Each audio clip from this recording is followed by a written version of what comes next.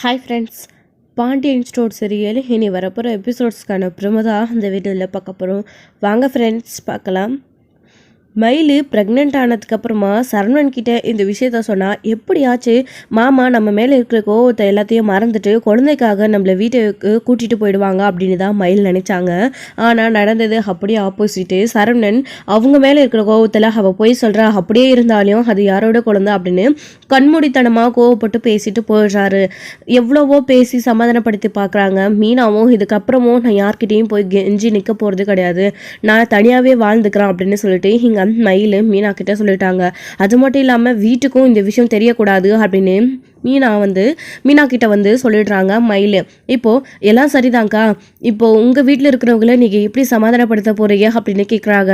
அதை நான் பார்த்துக்கிறேன் மீனா, நீ முதல்ல கிளம்பு அப்படின்னு சொல்லிடுறாங்க.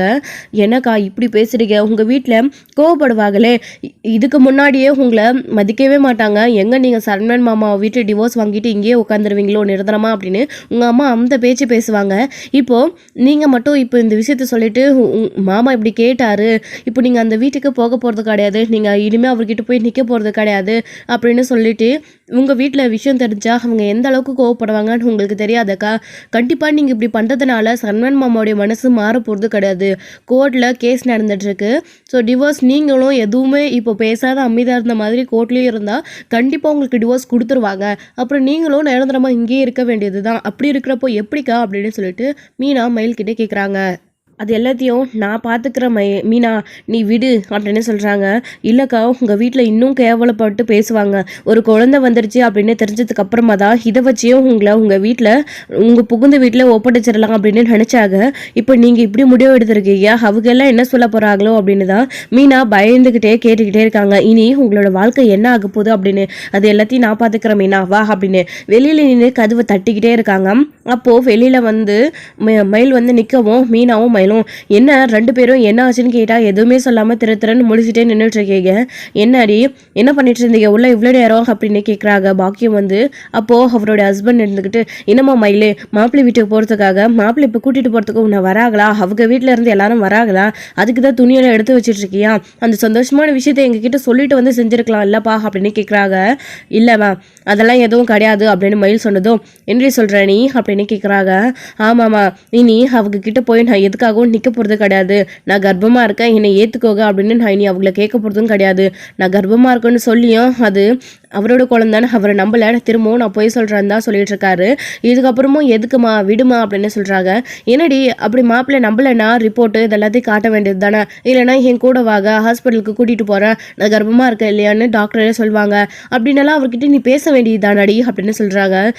நான் எவ்வளோ சொல்லியும் அவங்க பேசினதை புரிஞ்சுக்கிறது நிலமையில அவங்க இல்லைம்மா வேண்டாம் அப்படின்னு சொல்கிறாங்க. என்னோட பேசிகிட்டு இருக்கா நீ, அப்போது கர்ப்பமாக இருக்கன்னு தெரிஞ்சும் சொல்லாமல் இங்கே இருக்க போறியா, அது அவர் ஏற்றுக்கலன்னா இப்போ என்னதான் முடிவு, சரிவா அவங்க ஏற்றுக்கலன்னா என்ன, உன் மாமியார் வீட்டுக்கு நேராக போகலாம், உன் மாமியார் மாமனார் இவங்க எல்லாருக்கிட்டையும் இந்த வீட்டுக்கு வாரிசு வரப்போகுதுன்னு நான் சொல்கிறேன், உன்னை நான் சொல்லி அங்கே விட்டுட்டு வரேன் அப்படின்னு சொல்கிறாங்க. சொன்னால் புரிஞ்சுக்கோமா, இனி அந்த வீட்டுக்கு நான் போக போகிறது கிடையாது, அவங்க என்னை ஏற்றுக்கவும் தேவையில்லை அப்படின்னு சொல்கிறாங்க. அப்போது நீ இந்த அளவுக்கு கோவப்பட்டு பேசுனேன்னா என்னமோ நடந்திருக்கு, இவ்வளோ நாள் வரைக்கும் மாமா அந்த வீட்டுக்குள்ளே போய் நான் வாழணும்னு பேசிகிட்டு இருந்தவ இப்போ வேண்டவே வேண்டாம் அப்படின்னு சொல்கிறேன்னா என்ன நடந்துச்சு, அங்கே போய் நிற்கும் போது மாப்பிள்ளை என்ன சொன்னார், கர்ப்பமாக இருக்குன்னு சொல்லியும் அவர் ஏதோ சொல்லியிருக்காரு, என்ன சொன்னார் சொல்லு அப்படின்னு பாக்கியம் கேட்டுட்ருக்காங்க. என்னம்மா நீயும் கூட போனியா என்ன, உனக்கு தெரியுமா சொல்லு அப்படின்னு சொல்லிட்டு இருக்கவும், மீனாக்கெல்லாம் எதுவும் தெரியாது அப்படின்னு மயில் சொல்லிடுறாங்க. அப்போது சொல்லு நீ சொல்லு அப்படின்னு கேட்டுட்ருக்கவும், மீனா நீ முதல்ல வீட்டுக்கு கிளம்பு அப்படின்னு சொல்கிறாங்க. இப்போ அவளை எதுக்கு துரத்தி விடுறா நீ அப்படின்னு, மீனா இங்கே நின்று என்ன பண்ண போறா, அவள் எனக்கு ஹெல்ப் பண்ண வரைக்கும் போதும், நீ முதல்ல கிளம்பு மீனா அப்படின்னு சொல்கிறாங்க. அப்படி சொன்னதுக்கப்புறமா சரி நான் வரேன் பார்த்துக்கோங்கக்கா, எதுவாக இருந்தாலும் அவசரப்பட்டு முடிவெடுக்காமல் பொறுமையாக யோசிங்க அப்படின்னு ஒரு தடவை சொல்லிட்டு கிளம்பிடுறாங்க மீனா. அப்போ தான் இங்கே மயிலை திரும்ப கேட்டுக்கிட்டே இருக்காங்க. ஆமாம்மா நான் அந்த வீட்டுக்கு போக போகிறது கிடையாது, அவர் என்னை அந்தளவுக்கு மனசு நோக்கிற மாதிரி பேசிட்டாரு, இவ்வளோ நாள் நான் எல்லாத்தையுமே பொறுத்துக்கிட்டேன், நான் தப்பு பண்ணேன், அவருக்கு கேட்டாக கோர்ட்டு கேஸு நிறுத்தணும் எல்லாமே நடந்துச்சு தான், இல்லைன்னு சொல்லலை, ஆனால் இப்போ அவங்க பேசின வார்த்தையை என்னால் தாங்கிக்க முடியாது, இதுக்கப்புறமும் என் குழந்தைக்கு அப்பா நீங்கள் தான் என்னை ஏற்றுக்கோங்க, நான் போய் அங்கே நிற்க போகிறது கிடையாது அப்படின்னு சொல்கிறாங்க. என்னம்மா மயில் இப்படி பேசுகிற, என்னம்மா சொன்னார் மாப்பிள்ளை அப்படின்னு இங்கே அவருடைய அப்பா கேட்கவும், என் வயிற்றுல வர்ற குழந்தைக்கும் அவருக்கும் எந்த சம்மந்தமே இல்லையாம்ப்பா, அது வேற யாரோட குழந்தையா, அவரோட குழந்தை இல்லையாம்ப்பா அவர் சொல்றது.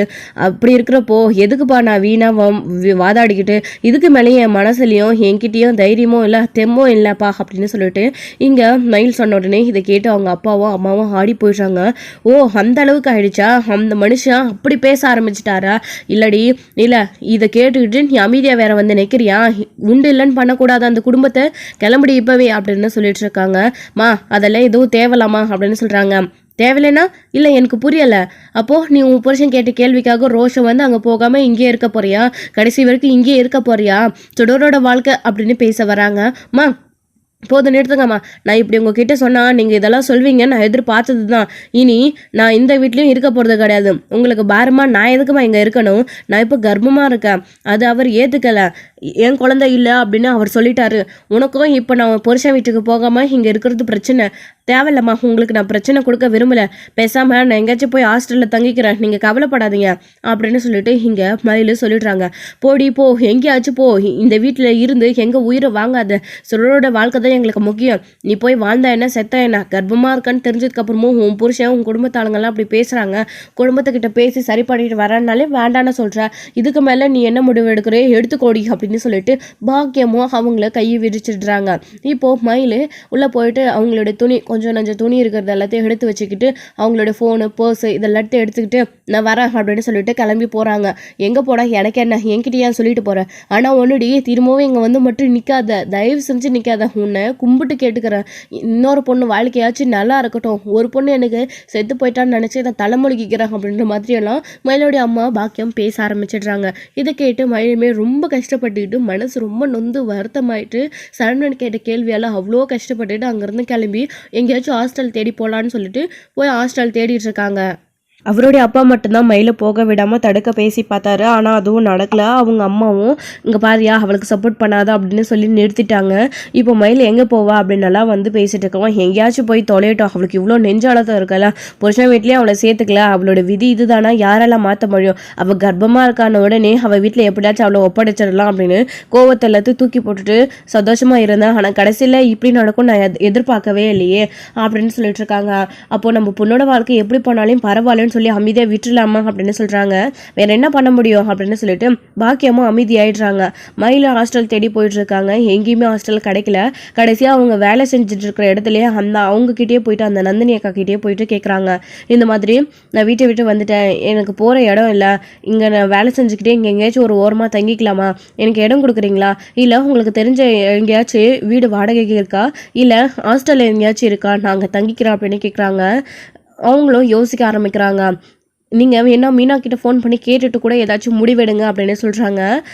இல்லை பரவாயில்ல, இங்கேயே வேலை செய்ய போகிறீங்க, சரி இங்கே கீழே ஒரு ரூம் இருக்குல்ல, அந்த ரூமில் நீங்கள் தங்கிக்கோங்க, சாப்பாடு மற்றது இது எல்லாத்தையும் இங்கேருந்து நீங்கள் பார்த்துக்கோங்க, எனக்கு எதில் பிரச்சனையும் இல்லை, அத்தையை பார்த்துக்கிட்டா போதும் அப்படின்னு சொன்னதும் சரி அப்படின்னு சொல்லிட்டு கடைசியாக அவங்க வேலை செய்கிற இடத்துலையே அங்கேயே வந்து மயில் தங்கிக்கவும் செய்கிறாங்க. இப்போது இங்கே பொண்ணை வீட்டை விட்டு வெளியில் போயிட்டா அப்படின்னு அவருடைய அப்பா புலம்பிகிட்டே இருக்கவும், இப்போ அவள் கர்ப்பமாக வேற இருக்கா, 2 உசுறு இருக்குது அப்படின்னு சொன்னதும் எங்கள் பாக்கியத்துக்கு இதுக்கு மேலே ஆத்திரத்தை பொடுக்க முடியல. அவள் கர்ப்பமாக இருக்கான்னு சொல்லியும் இப்படி என் பொண்ணுடைய நடத்தையை பற்றி சந்தேகப்பட்டு வீட்டை விட்டு அனுப்பிட்டாங்கல்ல, ஏற்றுக்க மாட்டேன்னு சொல்லிட்டாருல்ல, இதுக்கப்புறமா நான் சும்மா விட போகிறதில்ல அப்படின்னு கோவத்தோட நேராக பாண்டியன் வீட்டுக்கு கிளம்பி பாக்கியமும் அவரோட ஹஸ்பண்டும் போகிறாங்க. வெளியே வாங்க அப்படின்னு சொல்லிட்டு கோவமாக கத்திட்டு இருக்காங்க. என் பெரிய மனுஷா, சம்மந்தி தானே நீங்கள் எல்லாம் மனுஷங்களா, வெளியில் வாங்க அப்படின்னு கத்திக்கிட்டே இருக்காங்க. என்னது இது வெளியே சத்தம் கேட்குது கோமதி அப்படின்னு அப்பத்தா சொல்கிறாங்க. ராஜு கதிர் அதுக்கப்புறம் அப்பத்தா கோமதி எல்லாரும் வராங்க.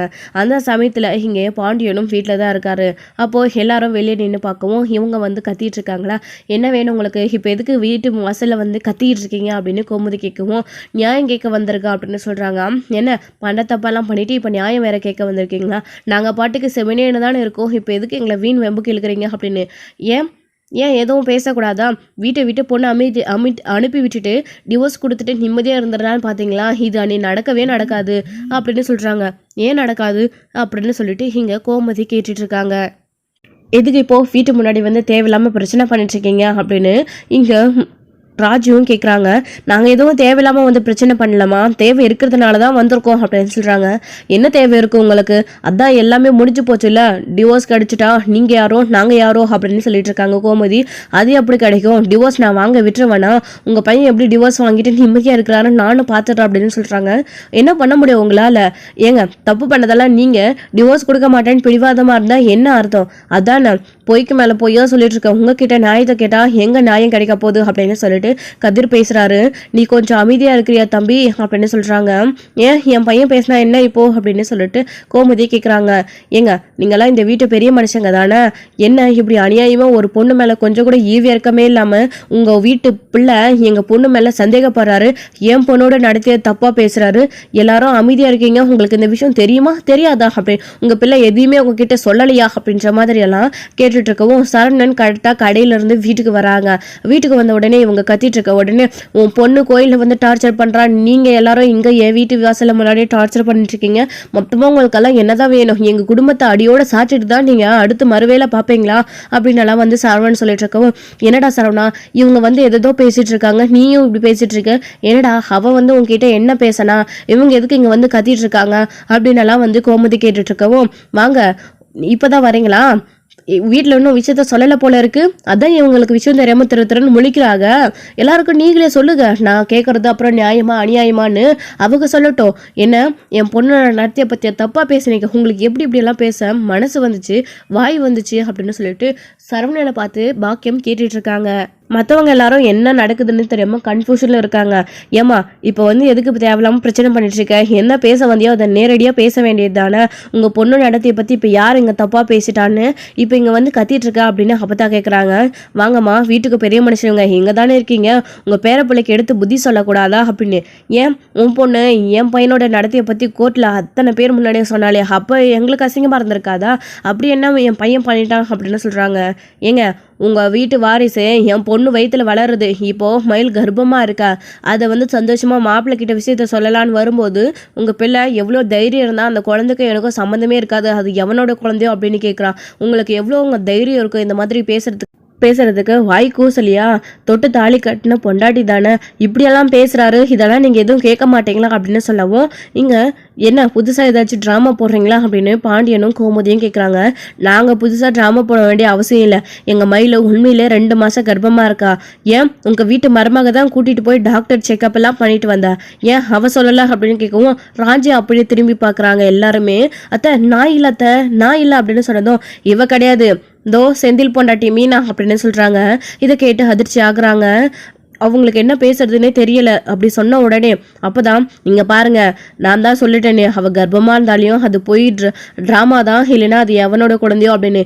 நீங்கள் பாருங்க இதுக்கு மேலே என் பொண்ணோட நடத்தையை பற்றி தப்பாக பேசுனீங்க மரியாதை கெட்டுடும், போனால் போகட்டும், மாப்பிள்ளையாச்சு இந்த வீட்டில் சேர்த்து அவளை வாழ வைக்கணும்னு நாங்களும் எவ்வளவோ போராடி பார்த்துட்டும் முடியல, கடைசியாக அவள் இனி இந்த உறவும் வேண்டாம் அவரும் வேண்டாம் இந்த குடும்பமும் வேண்டாம், எனக்கு நான் மட்டும் போதும், என் குழந்தைக்கு நான் மட்டும் போதும்னு என் பொண்ணு வீட்டை விட்டே வெளியில் போயிட்டா, இப்போ உங்களுக்கு எல்லாருக்கும் சந்தோஷமா அப்படின்னு சொல்லிட்டு பாக்கியம் கேட்டுட்டு இருக்கவும் இதெல்லாம் கேட்டு அதிர்ச்சியாக நிற்கிறாங்க. சரவணா என்னடா நடக்குது இங்கே அப்படின்னு கோமதி கேட்கவும், ஆமாம்மா அவள் கர்ப்பமாக இருக்கான்னு வந்து என்கிட்ட ட்ராமா போட்டா, நான் இல்லைன்னு சொன்னேன், அவள் ரிப்போர்ட் எல்லாத்தையும் காட்டினாமா, அது கூட முதல்ல நான் பொய்யா தான் ரெடி பண்ணிட்டு வந்திருப்பான்னு நினச்சேன், ஆனால் அவள் அது உண்மைன்னு சொன்னா, அதுக்கப்புறம் தான் தெரியும் மீனா தான் இதுக்கு பின்னாடி இருக்குதுன்னு சொல்லிட்டு, மீனா இன்னமும் அவகிட்ட பேசிட்டு தான் இருக்குது, மீனா தான் என்னை கோயிலுக்கு வர சொல்லுச்சு, மீனா ஏதோ பேசுதுன்னு சொல்லுதுன்னு கோயிலுக்கு போனேன், அங்கே போய் பார்த்தா தான் தெரியுது அவன் நின்றுட்டு இருக்கா, கர்ப்பமாக இருக்கேன் ட்ராமா போட்டா, நான் இல்லைன்னு சொன்னேன், நாங்கள் 2 பேரும் பேசிக்காத இருக்கிறப்போ எப்படிமா அந்த குழந்தை வந்திருக்கோம், அதான் அது என்னோட குழந்தையா இருக்குது, யாரோட குழந்தைய வச்சுட்டு ட்ராமா பண்ணி என் வீட்டுக்குள்ளே வரலான்னு பார்க்குறியா அப்படின்னு கேட்டேன். மீனாவையும் நல்லா கேட்டுட்டு தான் வந்திருக்கேன், மீனாக்கு எதுக்குமா இந்த வேலைலாம், இப்போ இவங்க சொல்லி தான் எனக்குமே தெரியுது, அவளுக்கு ஹெல்ப் பண்ண மீனா இப்போ ஹாஸ்பிட்டலுக்கு கூட்டிகிட்டு போயிட்டு வந்திருக்கான்னு இப்போ புரியுது அப்படின்னு சொல்லிட்டு சரவணன் சொல்லிட்டு இருக்கவும், ஓ அவள் இந்த வேலைலாம் இன்னும் பார்த்துக்கிட்டு தான் இருக்காளா, அவளுக்கு அவ்வளோ தூரம் சொன்னேன் இந்த மாதிரி சகவாசம் வச்சுக்காத, எங்களுக்கு தெரியாமல் எதுவும் பண்ணாதன்னு, இந்த அளவுக்கு போயிருக்காது அப்படின்னு சொல்லிட்டு கோமதி மீனா மேலேயும் கோவப்பட்டு இருக்காங்க. மீனாவையே இந்த வீட்டுக்குள்ள கர்ப்பமாக இருக்காங்க மயில் அப்படின்ற விஷயத்த சொல்லக்கூடாதுன்னு சொல்லியிருந்தாங்க, ஆனால் பாக்கியத்தால் பொறுக்க முடியல, மயில் வீட்டை விட்டு போனதுக்கு அப்புறமா பாக்கியம் வந்து நியாயம் கேட்குறான் அப்படின்னு சொல்லிட்டு எல்லா விஷயத்தையும் சொல்லிடுறாங்க. இவங்க இப்போ இந்த விஷயத்தெல்லாம் கேட்டு ரொம்பவே அதிர்ச்சி ஆகுறாங்க. முதல்ல இவங்களை இங்கேருந்து அனுப்பிவிடுமா, இவங்க முகத்தை பார்க்கவே எனக்கு அருவெறுப்பாக இருக்குது அப்படின்னு சொல்லிட்டு சரவணன் சொல்லிட்டு இருக்கோம். நாங்கள் ஏன் போகணும், ஒரு நியாயத்தை சொல்லுங்கள் என் பொண்ணுக்கு, அதுக்கப்புறம் நாங்கள் எங்கள் வீட்டை விட்டு போகலாம். ஏம்மா இப்படி உங்கள் பையன் எங்கள் பொண்ணோட வயிற்றில் வர்ற குழந்தைக்கு வாரிசு நான் கிடையாதுன்னு சொல்கிறாருல்ல, செக் பண்ணுவோம். கிளம்புங்க இப்போவே ஹாஸ்பிட்டலுக்கு, என் பொண்ணை நான் கூட்டிகிட்டு வரேன், எங்கே போயிருக்காலோ தேடி கண்டுபிடிச்சி கூட்டிகிட்டு வரேன். வயிற்றில் வர குழந்தைக்கும் இவருக்கும் அவளுக்கும் டெஸ்ட் எடுத்து பார்க்கலாம், அப்போ தெரிஞ்சிடும்ல அது யாரோட குழந்தைன்னு. தெரியுமா தெரியாதா, இல்லை 10 வருஷம் கழிச்சு பிறந்து அதாவது 10 மாதம் கழிச்சு குழந்தை பிறந்து வளர்ந்து வர வரைக்கும் வெயிட் பண்ணுவீங்களா?